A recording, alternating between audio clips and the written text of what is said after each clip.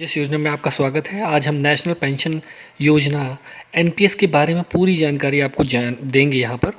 और इस योजना के क्या फ़ायदे हैं, क्या नुकसान है, ये सारी चीज़ें भी आपको बताएंगे। एनपीएस क्या होता है, सरकारी एनपीएस और निजी एनपीएस में क्या अंतर होता है, आप कितने एनपीएस खाते खोल सकते हैं, प्राण क्या होता है, एनपीएस खाता कैसे खोलते हैं, ये सारी जानकारी की टियर 1 टियर 2 जितने भी सवाल हैं यहाँ पर आप देख सकते हैं। ये सभी कुछ आज हम इसमें डिस्कस करने वाले हैं। अगर आप एनपीएस में निवेश करने की सोच रहे हैं तो आपको एनपीएस के बारे में पूरी जानकारी होनी चाहिए, ऐसा मेरा मानना है। तो पहला सवाल ये आता है सबसे पहले कि एनपीएस आखिर होता क्या है, व्हाट इज़ एनपीएस। तो एनपीएस का मतलब है नेशनल पेंशन स्कीम। एनपीएस एक पेंशन योजना है, जैसे कि किसी भी पेंशन योजना में होता है। आप योजना में अपने रिटायरमेंट के लिए निवेश करते हैं। आपके निवेश और उस पर मिलने वाले रिटर्न को आप एनपीएस खाता धीरे धीरे बड़ा होता जाता है। रिटायर होने के बाद आपको पेंशन मिलती है। रिटायर होने से मेरा मतलब है 60 वर्ष की आयु का होना या फिर आपके एम्प्लॉयर की हासिल करना, रिटायरमेंट आयु हासिल करना। रिटायर होने पर या 60 वर्ष की आयु के होने पर आप अपना खाता बंद कर सकते हैं।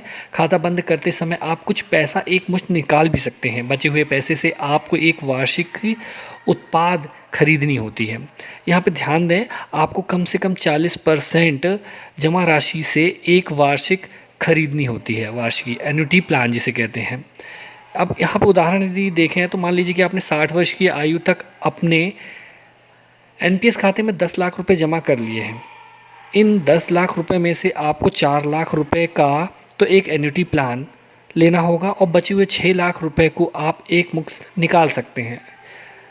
अब यहाँ पर एन्युटी प्लान होता क्या है ये बता दें। एक वार्षिकी के तहत आप एक बीमा कंपनी को एक मुश्त पैसा दे देते हैं और इसके बदले आपको पूरी ज़िंदगी पेंशन मिलती है। मान लीजिए वही एग्जांपल मैंने बताया कि 10 लाख रुपए हैं आपके पास और उस समय एन्युटी का इंटरेस्ट रेट 6% चल रहा है।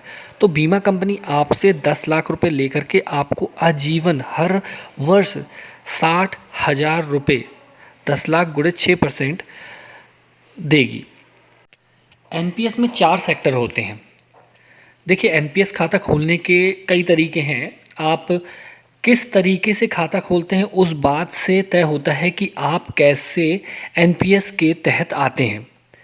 पहला है सेंट्रल गवर्नमेंट, केंद्रीय सरकार के कर्मचारी भी एनपीएस में इन्वेस्ट करते हैं। और दूसरा है स्टेट गवर्नमेंट, वो वहाँ के भी कर्मचारी इस पर इन्वेस्ट करते हैं।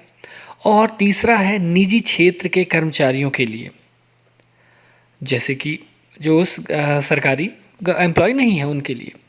और चौथा है ऑल सिटीजन्स मॉडल, अगर आप खुद अपने लिए एनपीएस अकाउंट खोलते हैं तो ये 4 तरीके हैं। अब आप गवर्नमेंट एम्प्लॉय हैं तो ये 2 तरीके तो ऐसे हो जाएंगे। यदि आप कॉरपोरेट सेक्टर में हैं तो ये एक तीसरा तरीका है और ये चौथा तरीका जो कि सभी लोग अपनाते हैं, ये चौथा तरीका हो गया।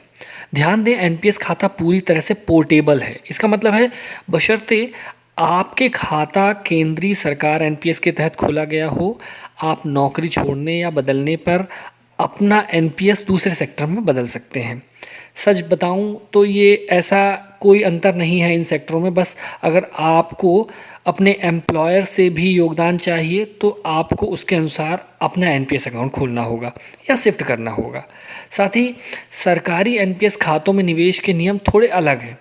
आप कितने एनपीएस अकाउंट खोल सकते हैं, एक सवाल ये बहुत ज़्यादा था। और प्रान नंबर क्या होता है, नौकरी बदलने पर प्रान को कैसे शिफ्ट करें, ये सवाल भी बहुत आम हो चुका है। अब इस पर यदि बात की जाए, जब आप कोई एनपीएस अकाउंट खोलते हैं तो आपको एक प्रान नंबर मिलता है। ठीक है, एनपीएस अकाउंट आपने खोला तो आपको पैन नंबर जैसा एक प्रान नंबर मिलता है, जिसका फुल फॉर्म होता है परमानेंट रिटायरमेंट अकाउंट नंबर। एक व्यक्ति के पास केवल एक ही प्रान हो सकता है, जिससे एक व्यक्ति के पास एक ही पैन नंबर होता है। उसी तरीके से इसका मतलब आप दूसरा प्रान नहीं खोल सकते। आपका प्रान पूरी तरह पोर्टेबल है, मतलब आप एक जगह नौकरी कर रहे हैं तो दूसरी जगह वही प्रान लेकर के जा सकते हैं। अगर आपको अपने एनपीएस अकाउंट शिफ्ट करना है तो आपको नया अकाउंट खोलने की ज़रूरत नहीं है। आप पुराने एनपीएस अकाउंट को ही शिफ्ट कर सकते हैं। ऐसा करने की ज़रूरत आपको नौकरी बदलने समय पर कर सकते हैं। इस विषय के बारे में विस्तार से यदि जानना है तो अब उसके लिए अलग से मैं बना दूंगा वीडियोस। लेकिन अब एक अगला सवाल आता है कि एनपीएस अकाउंट कैसे खोलें। अब एनपीएस अकाउंट खोलने के लिए आप अपने एम्प्लॉयर या सरकारी या निजी क्षेत्र की सहायता से अपना खाता खोल सकते हैं, या ऑनलाइन भी आप डायरेक्ट ही एनपीएस की वेबसाइट पर जा कर के ऑनलाइन टियर 1 टियर 2 अकाउंट खोल सकते हैं, जिसका वेबसाइट का लिंक जो है मैं नीचे डिस्क्रिप्शन में दे दूंगा। एनपीएस खाता में ऑनलाइन निवेश कर सकते हैं आप, जो कि जिसका लिंक मैं आपको नीचे देने वाला हूँ। एनपीएस में दो तरह के अकाउंट होते हैं, पहला होता है टियर 1 और दूसरा होता है टियर 2। इनमें से केवल एनपीएस टियर 1 ही जो है वो रिटायरमेंट पेंशन अकाउंट है, और जो टियर 2 है वो एक प्रकार से इन्वेस्टमेंट है। टियर 2 अकाउंट एक म्यूचुअल फंड की तरह है, जब आप चाहें उसके पैसे निकाल सकते हैं। किसी भी तरह की गलती से बचने के लिए इन दोनों अकाउंट के बीच में अंतर को जान लेना आपके लिए बेहतर होगा। जैसे कि मैंने एनपीएस टियर 1 और टियर 2 अकाउंट के बारे में विस्तार से बताने के लिए भी वो भी मैं आपको बतला दूंगा अगले वीडियोज़ में। लेकिन एनपीएस में रिटर्न कितना मिलता है, अब ये एक सवाल आता है कि एनपीएस में कोई रिटर्न की गारंटी नहीं है, ठीक है, और ना ही सरकार हर वर्ष रिटर्न की घोषणा करती है। तो ये आपको एकदम क्लियर कर दे रहा हूँ मैं। निवेश करते समय आप यह बता सकते हैं कि आपका पैसा कैसे निवेश करना है। एनपीएस खाता खोलने का बाद आप चाहें तो यह निवेश का पैटर्न बदल भी सकते हैं। जैसे कि अब आपके पास निवेश के कई विकल्प हैं, जैसे आप इक्विटी फंड में पैसा लगा सकते हैं, सरकारी बॉन्ड्स में पैसा लगा सकते हैं, या कॉर्पोरेट बॉन्ड्स में पैसा लगा सकते हैं। साथ ही आपको फंड मैनेजर का चुनाव भी करना पड़ता है।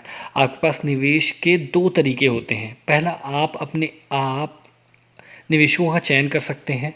इसका मतलब है कितना पैसा इक्विटी में जाएगा, कितना पैसा आपका सरकारी बॉन्ड गवर्नमेंट बॉन्ड्स में जाएगा, और कितना कॉर्पोरेट में जाएगा।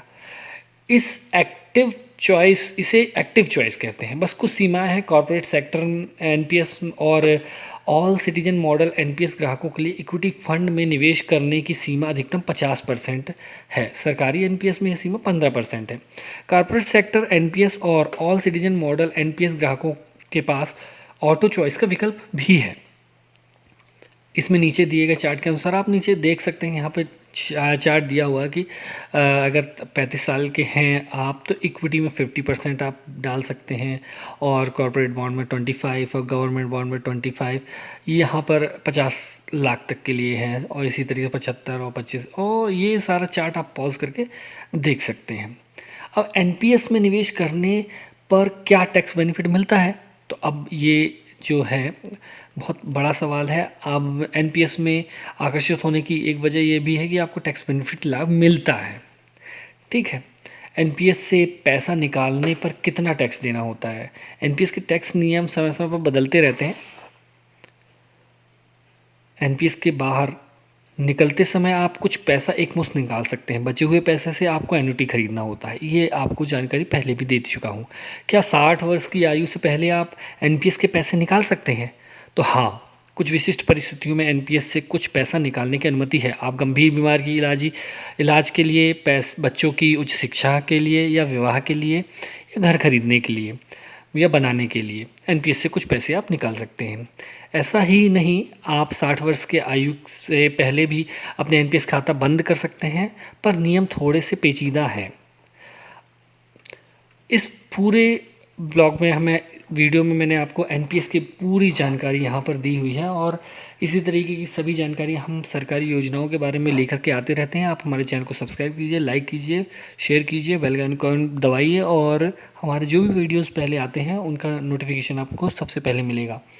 और यदि आपने एनपीएस में अब तक इन्वेस्ट नहीं किया तो इसको पढ़ने के बाद ही आप डिसीजन लीजिए कि आपका एनपीएस की ज़रूरत है या नहीं है, या फिर आपने कोई दूसरा पेंशन प्लान लेकर के रखा हुआ है, तब तो आपको एनपीएस की ज़रूरत नहीं पड़ेगी। और यदि आपने कहीं और इन्वेस्ट करके रखा हुआ है, ये वीडियो शेयर कीजिए जिससे कि लोगों को भी जानकारी मिले। इसमें लगभग जितने भी लोगों के सवाल होते हैं, क्वेश्चन होते हैं दिमाग में, वो सारे कवर किए गए हैं। धन्यवाद।